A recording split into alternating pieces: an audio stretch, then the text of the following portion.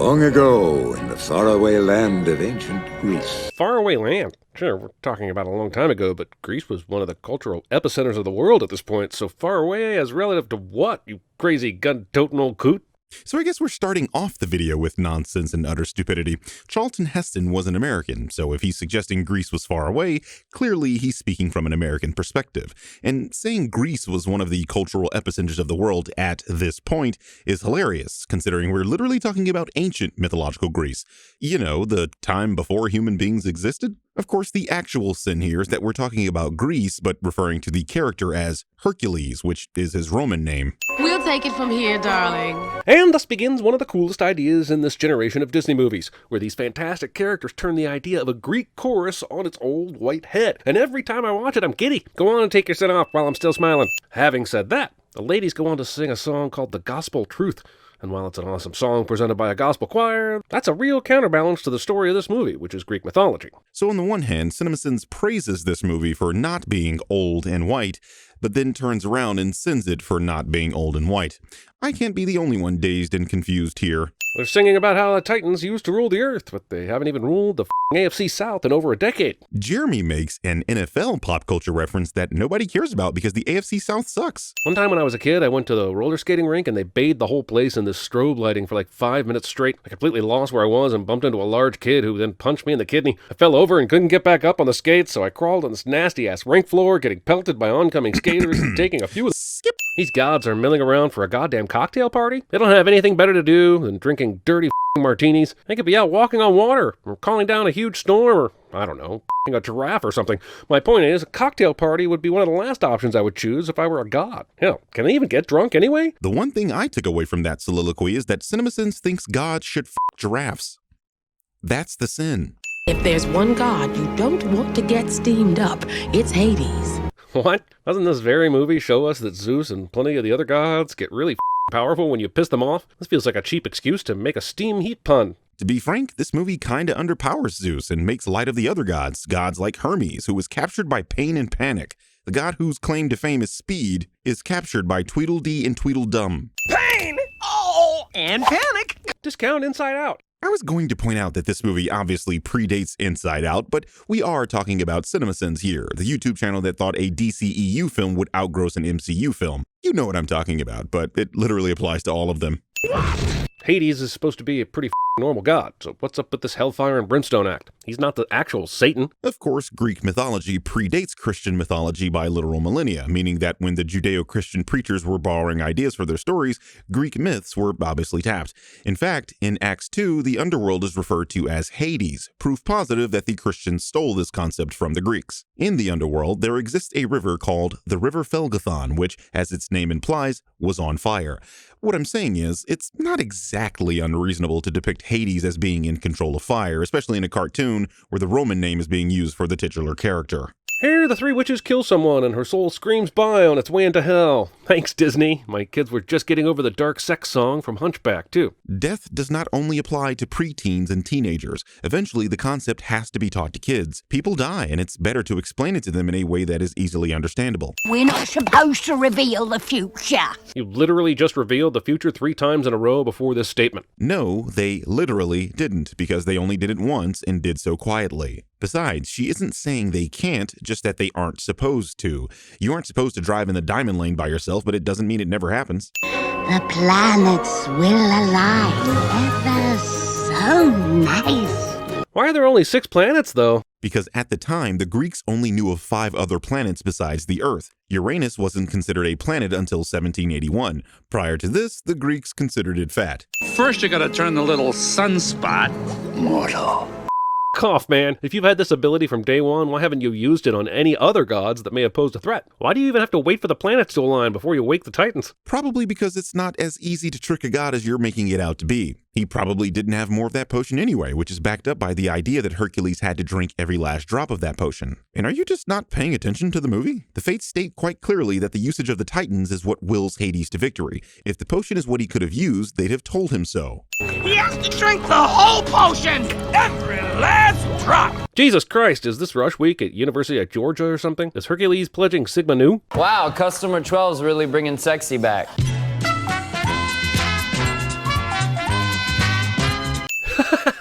His parents put his name tag on his collar. Why didn't they at least leave their home number on that while they were at it? I don't know, but this still isn't as ridiculous as that laugh. I have a reputation for f***ing up everything I touch. And anytime things are looking up, I f*** it up so much. Jeremy sings in a video cliche. You need an extra guy? Sorry, Herc. Hero is both worshipped and shunned by his peers for having heroic gifts during his adolescence years, cliche. What kind of ridiculous bastardization of the word cliche is that? You basically said two opposing things and then called it a cliche. Not eating spaghetti and then eating spaghetti cliche. Not to mention nobody worshipped Hercules at this point in the movie. He was universally detested for his anime-level clumsiness. You realize actual people have seen these movies, right?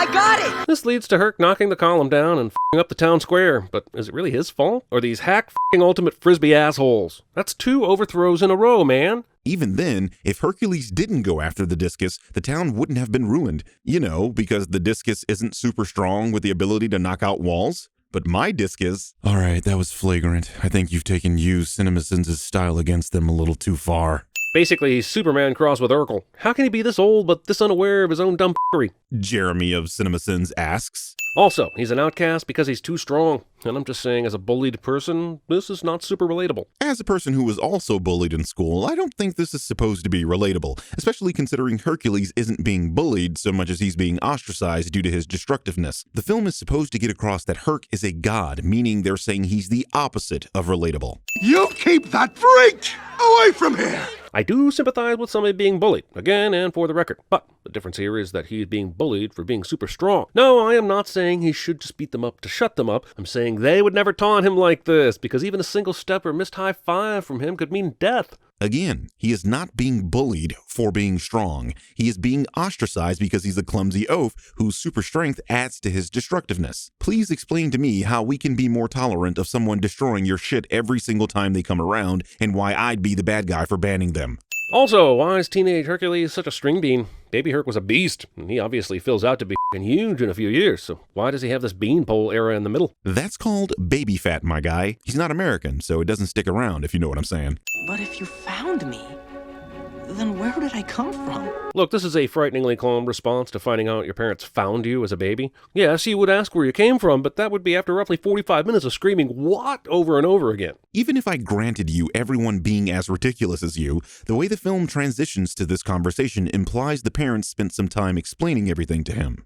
There's something your mother and I have been meaning to tell you. But if you found me, then where did I come from? They never show the parents' explanation, so what you're asking for could have theoretically happened. It's just such a dumbass request that the filmmakers were smart enough not to include it.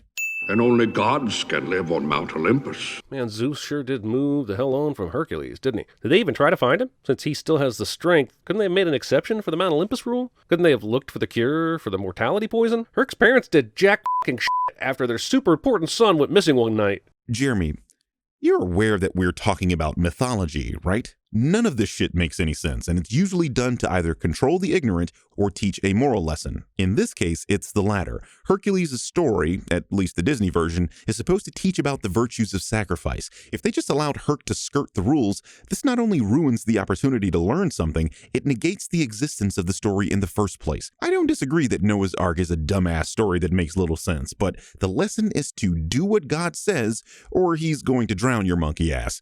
That's the value.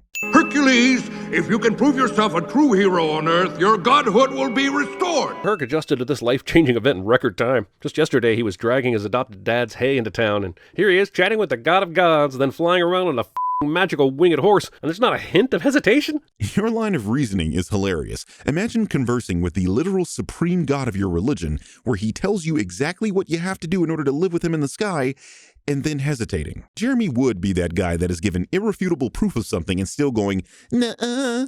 Oh man, he's going to the same island that Rey did at the end of The Force Awakens. It doesn't end well, kid. Luke's turned into a real asshole. Jeremy makes a pop culture... I want to become a hero, a true hero. Sorry, kid, can't help you. Mick in Rocky, Yoda in Empire, Miyagi in Karate Kid, the Ancient One in Doctor Strange, Tyler Durden in Fight Club. Has there ever been a trainer in a movie that offered to help a protege on the first ask? Rita in Edge of Tomorrow, and Morpheus from The Matrix. Next question. Hold it.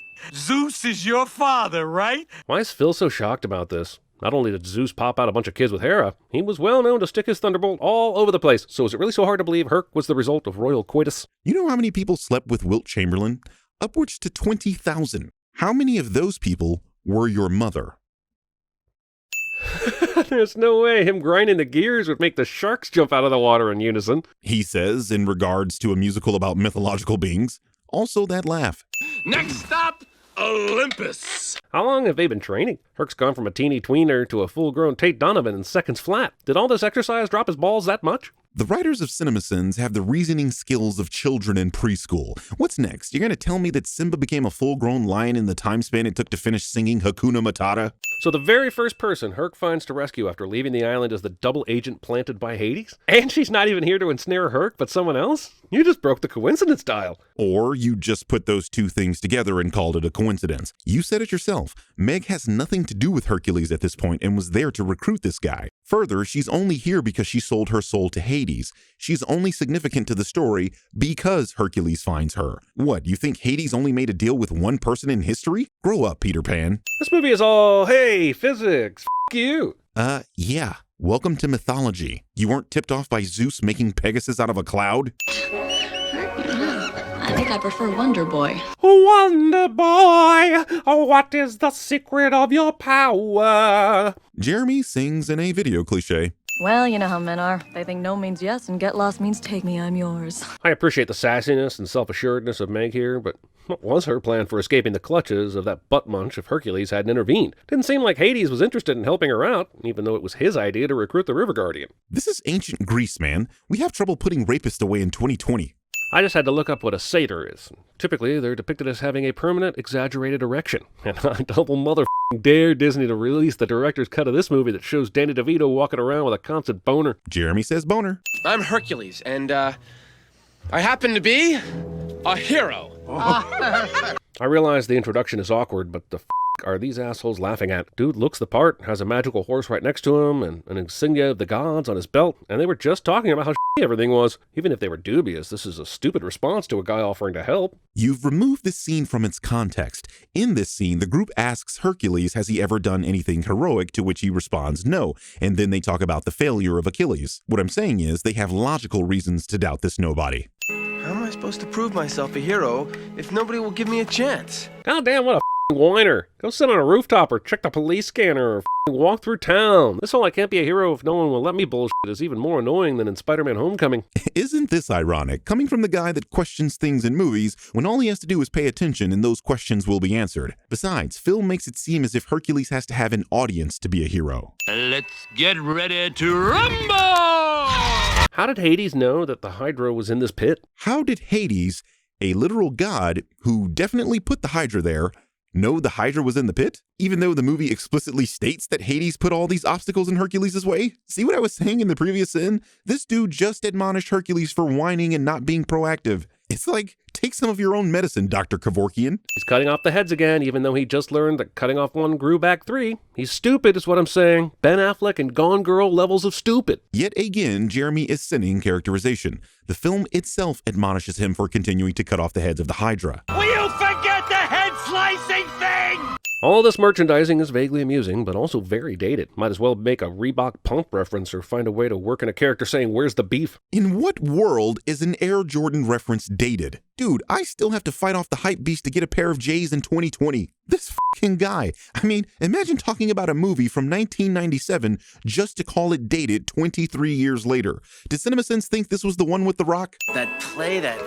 Oedipus thing? Man, I thought I had problems. Yep, nothing screams romantic first date like going to see a play where a guy kills his dad, his mom, and gouges out his own eyes. I don't know. According to Pornhub statistics, that kind of makes it hot. Also, hey, there are nipples there. I know it's an ancient statue, and I shouldn't be pointing out the nipples like a juvenile, but this is a Disney movie, and there are nipples. Nipples! Just like the weird-ass Puritans that have made it taboo to fucking breastfeed in public, Jeremy thinks nipples are something that people should be offended by. I, for one, embrace our titty-bearing overlords. Bill, I just had the greatest day of my life. Mother Why does this movie have to turn into a standard rom-com at the end? Of course Hercules is helplessly in love, and of course he's going to be told the truth about his girl, and of course they're going to argue with each other before the final act of the movie. Jesus. And we've come to the section of the video where Jeremy is simply watching the movie and giving us his personal thoughts on the plot and not describing an actual CinemaSin. Look, it's cool if this is something you don't like. Not everyone likes everything, but some people do like this as it's a very easy concept to get across and works for the majority of audiences.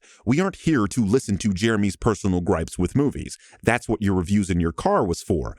But if you've watched Bob's video, you know Jeremy uses his critiques in his car in the CinemaSins videos, which, again, is another point against the morons that come to my videos to suggest these videos aren't real opinions. All right. Yes, we're there, Bam. This deal gets done in like 45 seconds. The whole movie basically hinges on Herc finally giving up his powers to save Meg, and it only takes about 45 seconds. And why didn't Hades think about this when he first saw Herc's interaction with Meg at the river? Doesn't he realize the power of boners is greater than the power of Mount Olympus? Jeremy says boner.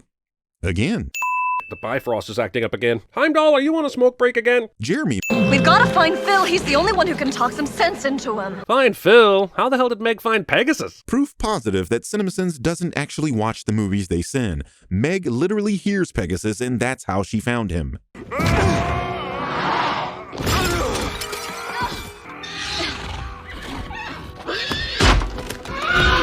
Easy horse feathers. Susie, I'm home. This movie makes a lot of weird cultural references. Says the guy that just made an MCU reference 2 sins ago. Weirdly enough, despite being in the correct era, Hercules did not attend the Prometheus School of Rolling Away from Things. Come on, man. You send things for going to the Prometheus School of Running Away from Things, and now you're sending Hercules for not doing it. What the hell? People always do crazy things when they're in love. They spent like 2 days together. These Disney f***s always fall right into f***ing love. Lies. Meg has been observing Hercules as he's been performing the 12 tasks. She's known the guy for at least a couple of months, and if I've learned anything from Cardi B, that's all these hoes need.